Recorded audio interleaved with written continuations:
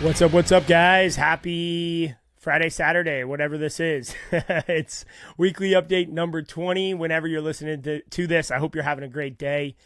We have been on the road this week. We were at a lunch and learn in Denver, Colorado. Big shout out to Aspire Software and Designscapes for hosting this lunch and learn, where we got to connect and collaborate with a nice group of contractors about this idea of speed and how to use speed as a competitive advantage in your business.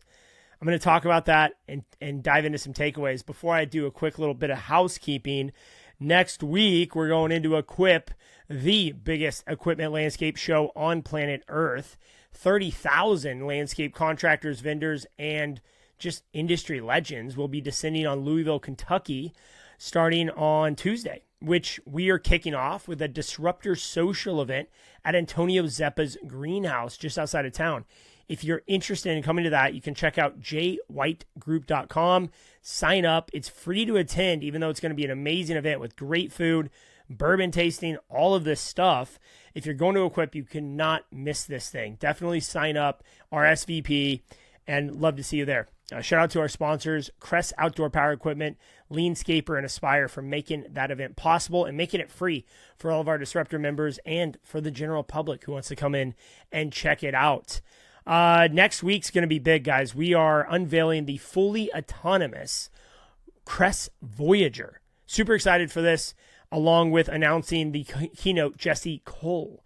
So I have got a few things going on next week. I've got 3 other conferences, or I shouldn't say conferences. We've got 3 other educational series that I am doing, 2 in partnership with Landscape Management, 1 in partnership with Brian Fullerton, Marty Grunder, and Mark Bradley. Looking forward to that on Thursday. So if you're coming to Equip, check the schedule. You can find out all the good things on their website. Just search Equip Exposition, and it will come right up. Okay, I want to dive into a couple things this week. And first and foremost, I want to give some of the takeaways that I took from the Lunch and Learn that I hosted and spoke at and what have you. But look, guys, when I'm talking at these events, I am soaking up knowledge the entire time. The back and forth. I had some chance to sit down with Phil, who's the owner of Designscapes, the founder and owner. He's done an amazing job. So Designscapes is in Denver, Colorado. They grew that company over the last 33 years from nothing to where they are today, number 77 on the top 100 list. And I think they're right around 50 million in revenue, 350 employees, something around that range. And just a really awesome company. They do it all: maintenance, commercial installation, residential design build, and some snow, just based on where they're at. They do get 5 to 6 decent snow events a year. And here's kind of what I took away from Phil, the owner. I was talking to Phil before we started, and I had a chance to just really go deep with him on why have they been so successful in a market like Denver that is so challenging, so competitive. And it kind of, for him, came down to one thing. He said one of their core values is do what's right always. And I really just, that was like the big takeaway of the week was it's fundamental doing what's right. It's fundamental to our success that we do what's right. It's fundamental to our success that we help others, that we assume positive intent, that we help our team succeed. And so I really think it's simple, and people are probably listening to this being like, yeah, that's obvious. But you know, when you see someone practice it so diligently, so consistently for over 3 decades, and then you see the results of this really amazing company with this huge group of employees that are so bought in to the mission that they're on, it was just really incredible. So, you know, my big takeaway from that is just the fact of sometimes it's the fundamentals in business and doing those really, really well consistently over time that help make you successful. Now, on the other side of that, kind of an interesting contrast, I think you can't lose sight of doing what's right, being consistent. But on the other side of that, we talked a lot about this idea of change and speed and changing with our environment and changing ahead of our environment. And so while some companies are very successful because they've done a really good thing and a really great consistent service for a long period of time, in 2026, we're heading into a market where disruption is going to start to lead it's going to start to lead the segments that you focus on, whether you're in lawn care or construction or roofing or another trade.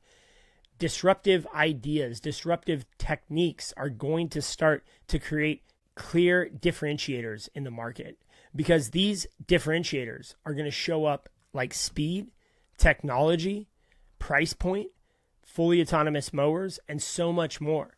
And so your ability to integrate disruptive technologies and disruptive techniques to your business is going to radically change your ability to compete.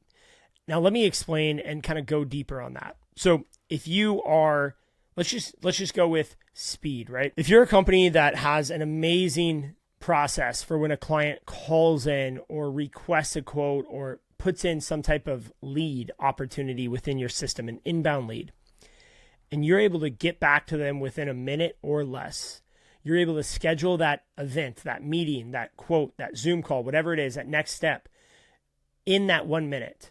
And that next meeting happens within 24 hours. And then you're able to turn a proposal or a price proposal around within 48 hours. Your chances of winning that work skyrocket. And I know everybody listening to this understands it. It's just hard to put in place. It's a lot of excuses that we get when we say this to our team. We want to increase our speed to lead.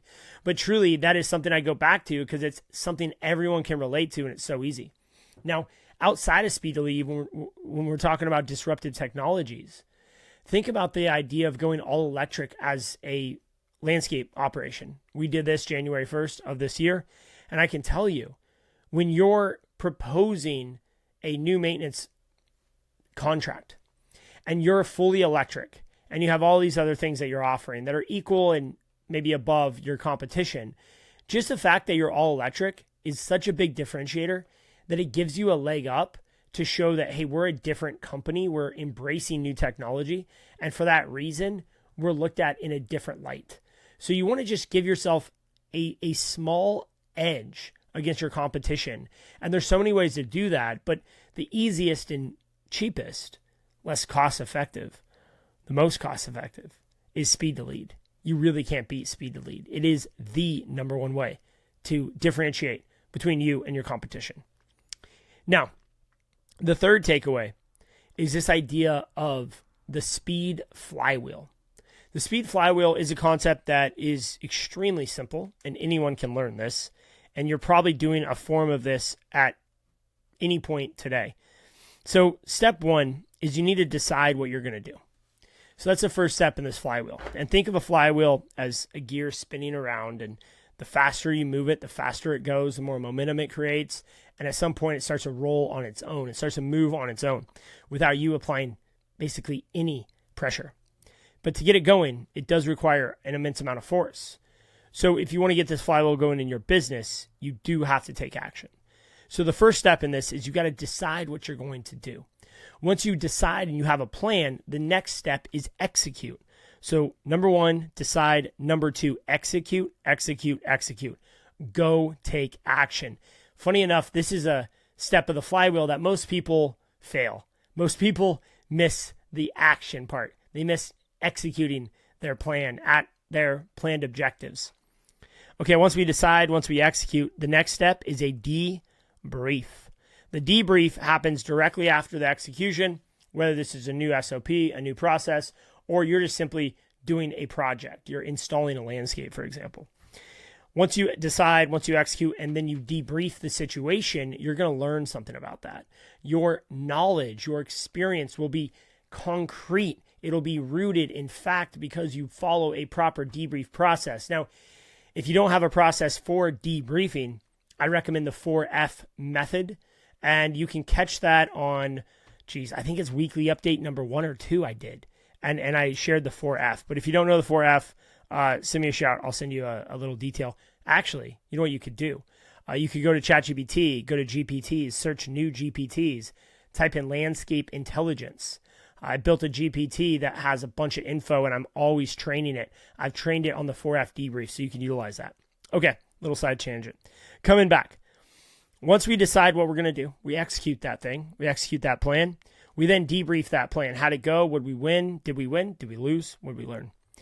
Once you identify what we learned, then you can go and start the flywheel all over again. And you can decide how to operate in the next step. You can decide what your action step is next. So once you decide what you're going to do, you execute that thing, you debrief that plan, you learn from that debrief, and then you decide again. And that is a complete flywheel, right? So there's 4 components: decide, execute, debrief, and learn. Those are the 4 components of the flywheel. The faster you can do this, the faster you will grow. The faster you will hit your goals. You know, speed is the measurement between where you are and your goals. So if you can learn faster than others, you are going to be much better off. You're going to be in a much better position than your competition. Now, when we talk about competition, when we talk about winning, I'm going to pull a quote here. I guess I'm going to paraphrase from Brian Emmy, who spoke at our management planning session about a week and a half ago. He says, we don't want to just win like a hockey team, 1-0, 2-1, 3-1. No, we want to blow out. We want to win like a football blowout on Saturday at the college stadium for the home team. We want to win 99-0. We want to win so fast that they throw up their white flag and we pack our bags and go home. When you are talking about how fast you want to win, the time it takes from where you start to when you win, that period of time is everything. And I'm not talking about your competition in terms of the guys across the street. I'm talking about your competition as who you are today. Because at the end of the day, it's not who you compete with that matters. It's the fact that you're making progress in your life.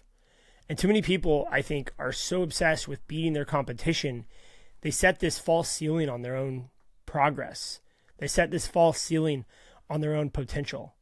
Because if you're comparing yourself to, well, a shitty landscape company or another trade that you just are dominating, then you're going to feel like you're doing this great thing when in reality, maybe your competition just isn't good enough to be compared to. Maybe the people that you should be comparing yourself to is your company 6 months ago, is your company 3 months ago. That type of progress is what ultimately builds amazing companies.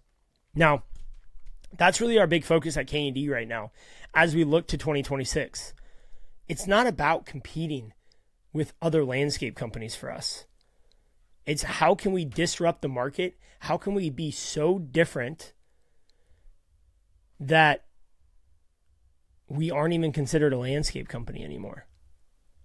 And that may sound weird to some people, but ultimately, I want people to look at us like a tech company. I want to be so tech enabled that we can get our average revenue up to $1 million per employee. Right? We have these metrics that really will tell us how efficiently we're doing with our technology, with our change management. And at the end of the day, the goal is just to be different.